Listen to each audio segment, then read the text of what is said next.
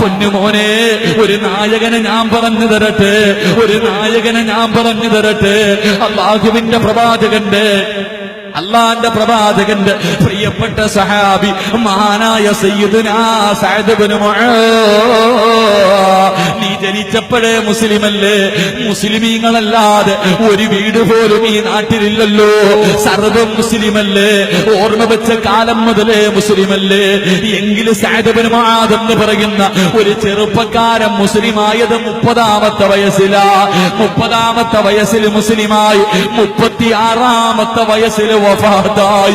6 കൊല്ലം മുസ്ലിമായി ജീവിച്ച ഈ ചെറുപ്പക്കാരനുണ്ടല്ലോ, മരിച്ചപ്പോൾ അല്ലാഹുവിന്റെ അർശ് കുലുങ്ങി മോനെ. സഅദ് ഇബ്നു മുആദ് എന്ന് പറയുന്ന 36 വയസ്സുള്ള 6 വർഷം മുസ്ലിമായി ജീവിച്ച ഈ ചെറുപ്പക്കാരൻ മരിക്കുമ്പോൾ ഈ പ്രപഞ്ചം മുഴുവനും കരയുകയാണ്. ഈ സഹാബിയുടെ മുഖത്ത് വല്ലാത്ത ചിരിയായിരുന്നു. ജനാസ കൊണ്ടുപോകുമ്പോ അല്ലാഹുവിന്റെ റസൂല് തള്ളവരൽ കുത്തികെട്ട് നടന്നു പോവുകയാണ്. മയ്യത്ത് ചുമക്കുന്ന സഹാബത്ത് കരഞ്ഞുകൊണ്ട് പറയുന്നു, യാ റസൂലല്ലാഹ്,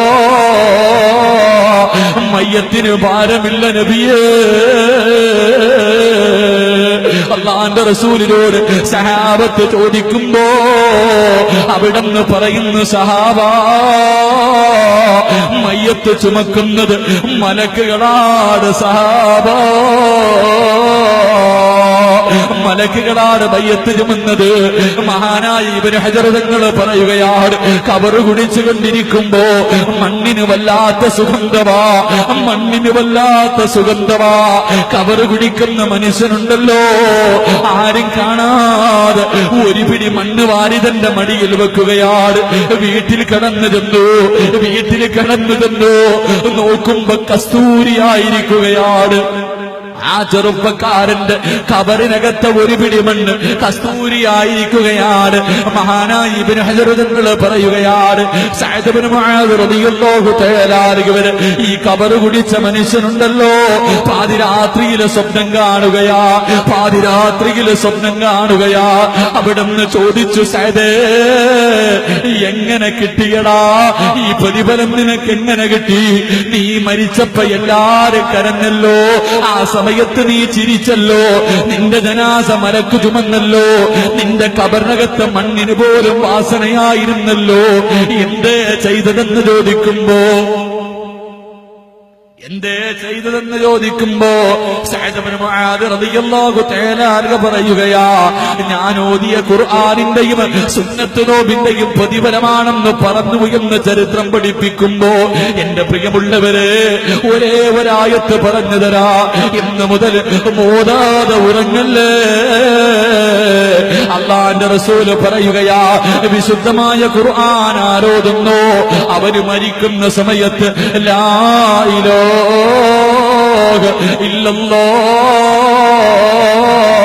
എന്ന് പറഞ്ഞുകൊണ്ട് മരിക്കാൻ കഴിയുമെന്ന് പ്രവാചകൻ പഠിപ്പിക്കുമ്പോ, പ്രസവിച്ച ഉമ്മമാര് 5-6 മക്കളെ പെറ്റ തള്ളമാരുണ്ടല്ലോ, 5-6 മക്കളെ പെറ്റ ഉമ്മമാരുണ്ടല്ലോ, മക്കളെ പോറ്റാൻ വേണ്ടി രാപ്പകലുകൾ കടന്ന് കഷ്ടപ്പെടുന്ന ഉപ്പാ, നിന്റെ മക്കളെ കൊണ്ട് നിനക്ക് എന്തെങ്കിലും ഒരു പ്രയോജനം വേണ്ടേ?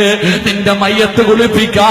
ഈ സദസ്സിലിരിക്കുന്ന ഓരോ വാപ്പമാര്, ഓരോ ഉമ്മമാര് ഇന്ന് വയല് കഴിഞ്ഞ് വീട്ടിൽ ചെന്നിട്ട് ചോദിക്കാതെ ഉറങ്ങല്ലേ. നിന്റെ മക്കളെ അടുത്തേക്ക് വിളിക്കണം, എന്നിട്ടൊരു ചോദ്യം ചോദിക്കണേ, ഉമ്മ കിടക്കുകയാ, വാപ്പ കിടക്കുകയാ, ഇന്ന് രാത്രി ഞാനങ്ങ് മരിച്ചാ നാളെ എന്റെ മയ്യത്ത് കുളിപ്പിക്കാനെടുക്കുമല്ലോ. പൊന്നുമോനെ, നീ എന്റെ ജനാസയൊന്ന് കുളിപ്പിക്കുവോ? ഓരോ വാപ്പയും ഇന്ന് ചോദിക്കാതെ ഉറങ്ങല്ലേ. 5-6 മക്കളുണ്ടെന്ന് പറയുന്ന ഉപ്പാ, എന്റെ പ്രിയപ്പെട്ട ഉമ്മയോട് സ്വന്തം മകനെ പോലെ ഓർമ്മപ്പെടുത്തുകയാ, ഇന്ന് ചോദിക്കാതെ ഉറങ്ങല്ലേ. നിന്റെ പൊന്നുമോളോട് ചോദിക്കണം, ഇന്ന് ഞാനങ്ങ് മരിച്ചുപോയി, നാളെ എന്റെ മയ്യത്ത് കുളിപ്പിക്കാനെടുക്കുമ്പോ നീ കുളിപ്പിക്കുവോ അതോ മറ്റാരെയെങ്കിലും തെണ്ടി നടക്കുമോ എന്ന് ഇന്ന് ചോദിക്കാതെ ഉറങ്ങല്ലേ പൊന്നുമോള്. എത്ര പേർക്കറിയാം മയ്യത്ത് കുളിപ്പിക്കാം? നിങ്ങളിൽ എത്ര പേർക്കറിയാം മയ്യത്ത് കുളിപ്പിക്കാ?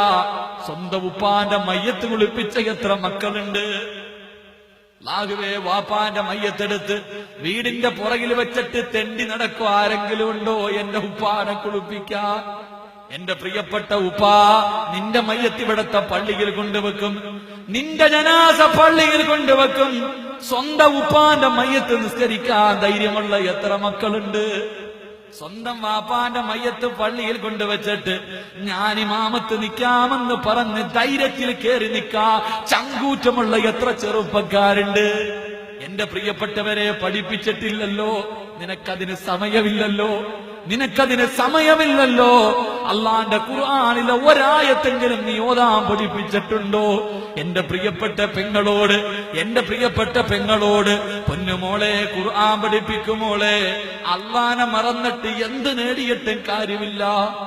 പരിശുദ്ധമായ ഖുർആനെ മറന്നിട്ട് മദ്രസയിൽ വിട്ട് പഠിപ്പിക്കാതെ ലോകം കീഴടക്കിയാലും തലതിരിഞ്ഞു പോകും. എന്റെ പ്രിയപ്പെട്ട പെങ്ങന്മാരോട് ഓർമ്മപ്പെടുത്തുകയാ. അതുകൊണ്ട് എന്റെ പ്രിയമുള്ളവരെ, ഖുർആനിലേക്ക് മടങ്ങിക്കോ. ഈ പാതിരാത്രി ഒരുമിച്ച് കൂടിയ മുസ്ലിമീങ്ങൾ മാത്രമുള്ളവരാണല്ലോ. ചോദിക്കട്ടെ ചെറുപ്പക്കാരാ, ഇന്ന് വഅദ് കഴിഞ്ഞ് ഇവിടെ നിന്ന് പിരിഞ്ഞു പോകുമ്പോ വാപ്പാന്റെ കബറിന്റെ ചാരത്ത് ചെന്ന് നിന്നിട്ട് ഇന്ന് രാത്രി കാണാതെ സൂറത്തു യാസീൻ ഒന്നോതാനെങ്കിലും അറിയുവോ ചെറുപ്പക്കാരാ? എടാ, ഒരു യാസീനെങ്കിലും തെറ്റാതെ നിനക്ക് ജന്മം തന്ന നിന്റെ ഉമ്മയുടെ കവറിന്റെ ചാരത്ത് ഇന്ന് രാത്രി പോയി നിന്നിട്ട് തെറ്റാതെ ഒന്ന് ഓതാണെങ്കിലും അറിയുന്ന എത്ര ചെറുപ്പക്കാർ ഈ നാട്ടിലുണ്ട്? ആരെയും കുറ്റപ്പെടുത്തിയതല്ല, ആരെയും കളിയാക്കിയതല്ല, മോനെ സ്നേഹം കൊണ്ട് പറയുന്നതാ. നീ നിന്റെ ഗതികേട് മനസ്സിലാക്കാ പറയുകയാണ്. എന്റെ പ്രിയപ്പെട്ടവരോട് ഓർമ്മപ്പെടുത്തുകയാണ്. അള്ളാഹുവിന്റെ ഖുർആൻ പഠിക്കുന്ന ഒരു